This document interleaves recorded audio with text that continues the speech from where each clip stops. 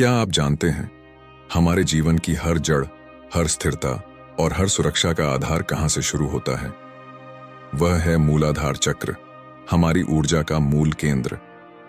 लेकिन क्या आपने कभी सोचा है कि जब हमारी ऊर्जा इसी चक्र पर अटक जाती है तो यह हमारे शारीरिक, मानसिक और आध्यात्मिक जीवन पर कैसा प्रभाव डालती है?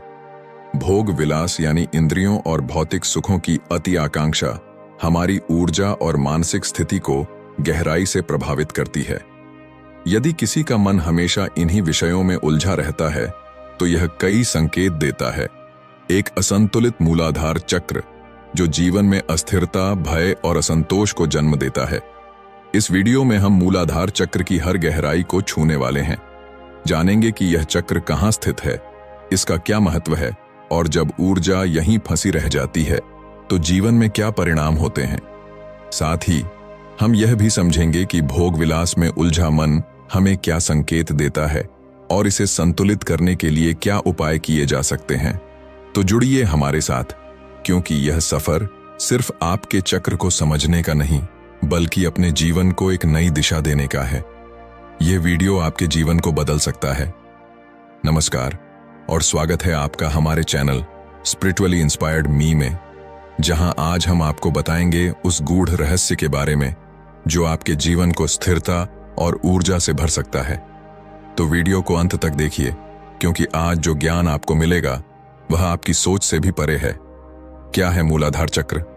कल्पना कीजिए कि आप एक विशाल वृक्ष हैं, लेकिन आपकी जड़ें कमजोर हैं। क्या वह वृक्ष कभी फल फूल सकता है? ठीक उसी तरह हमारा मूलाधार चक्र हमारी जड़ों का प्रतीक है। यह हमारे अस्तित्व की नींव है। मूलाधार चक्र हमारे शरीर में रीढ़ की हड्डी के निचले सिरे पर स्थित है, गुदा और जननांग के बीच। इसका नाम ही बताता है, मूल यानी जड़ और आधार यानी नींव। यह चक्र न केवल भौतिक सुरक्षा बल्कि मानसिक और आध्यात्मिक स्थिरता का स्रोत है।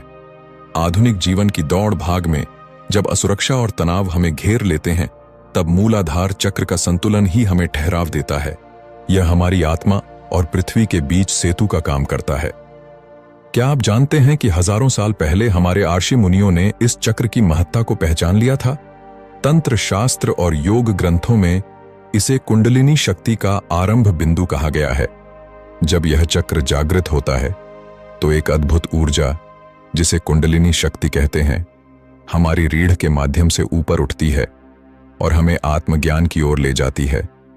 यह न केवल शरीर को स्थिरता देता है बल्कि हमारे जीवन को भौतिक और आध्यात्मिक स्तर पर संतुलित करता है। इतिहास बताता है कि जिन साधकों ने मूलाधार चक्र को जागृत किया, वे न केवल अपने जीवन में सफल हुए बल्कि समाज को नई दिशा भी दी। क्या आपने कभी सोचा है कि धरती की स्थिरता और हमारी जड़ों का क्या संबंध है? मूलाधार चक्र का तत्व पृथ्वी है। यह धरती की तरह स्थिर, शक्तिशाली और सब कुछ सहने वाला है। इसका प्रतीक 4 पंखों वाला कमल है, जो हमारे जीवन के 4 प्रमुख आयामों का प्रतीक है: धर्म, अर्थ, काम और मोक्ष। इस चक्र का रंग गहरा लाल है, जीवन, ऊर्जा और शक्ति का प्रतीक। जब आप लम बीज मंत्र का जाप करते हैं तो यह ऊर्जा आपके भीतर जागृत होती है। क्या आप जानते हैं कि आपके शरीर का हर हिस्सा किसी न किसी चक्र से जुड़ा है? मूलाधार चक्र का संबंध हमारी रीढ़ की हड्डी, मलाशय, जननांग और पैरों से है। यह हमारी नींव है जो हमें खड़ा रखती है। लेकिन अगर यह चक्र असंतुलित हो जाए तो हमारे जीवन में स्थिरता खत्म हो जाती है। असंतुलित मूलाधार चक्र से पीठ दर्द, घुटनों की समस्या और यहां तक कि डर और असुरक्षा का अनुभव हो सकता है। संतुलित चक्र आपको आत्मविश्वास, स्थिरता और शक्ति प्रदान करता है। क्या हो अगर हमारी ऊर्जा केवल मूलाधार चक्र पर ही अटक जाती है? मूलाधार चक्र स्थिरता और सुरक्षा का प्रतीक है, लेकिन जब यह अधिक सक्रिय हो जाए या हमारी ऊर्जा यहीं रुक जाए तो इसका असर हमारे मानसिक, भावनात्मक और आध्यात्मिक जीवन पर पड़ता है। आइए समझते हैं यह क्यों होता है और इसके परिणाम क्या हो सकते हैं। जैसे एक नहर में पानी का बहाव रुक जाए, वैसे ही यदि कुंडलिनी की ऊर्जा मूलाधार चक्र पर ही ठहर जाए तो यह कई समस्याओं को जन्म देती है। इसके परिणाम केवल भौतिक ही नहीं बल्कि मानसिक और आध्यात्मिक भी हो सकते हैं।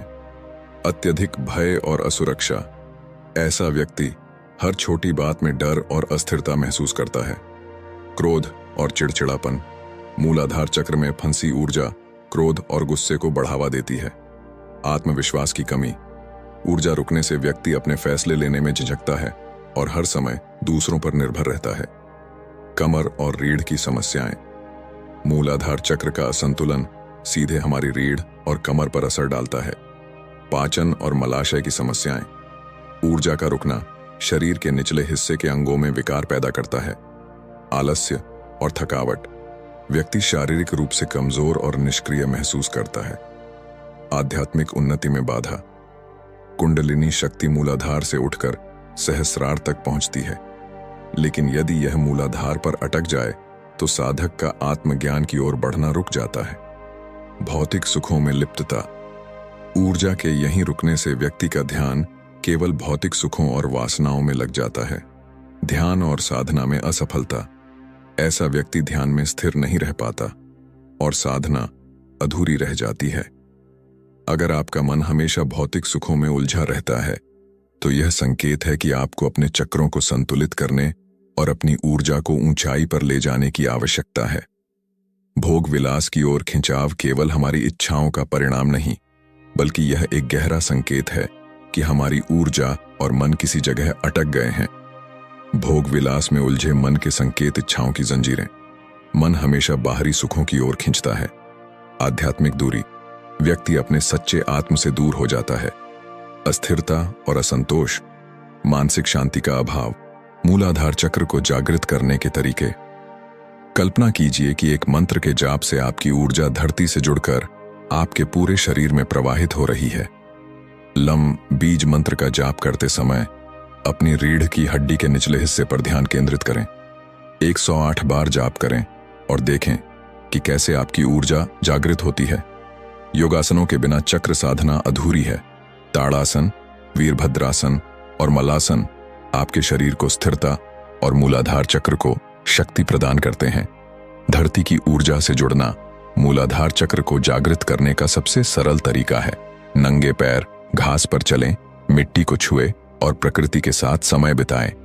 चक्र साधना एक गहन और संवेदनशील प्रक्रिया है। जल्दबाजी या गलत दिशा में कदम आपको मानसिक और शारीरिक नुकसान पहुंचा सकता है। हमेशा किसी योग्य गुरु का मार्गदर्शन लें। याद रखें, ऊर्जा का सही दिशा में प्रवाह ही लाभकारी है। याद रखें, ऊर्जा को प्रवाहित करना ही जीवन का सार है। यदि यह रुक जाए तो जीवन ठहर जाता है। तो दोस्तों, अपनी ऊर्जा को जागृत करें, अपने जीवन को ऊंचाइयों तक ले जाएं और आत्मज्ञान की राह पर चलें। हमसे जुड़े रहिए और हमारे चैनल स्पिरिचुअली इंस्पायर्ड मी को सब्सक्राइब करना न भूलें। कमेंट में बताइए कि यह जानकारी आपको कैसी लगी और आप आगे कौन से विषय पर वीडियो देखना चाहते हैं। धन्यवाद।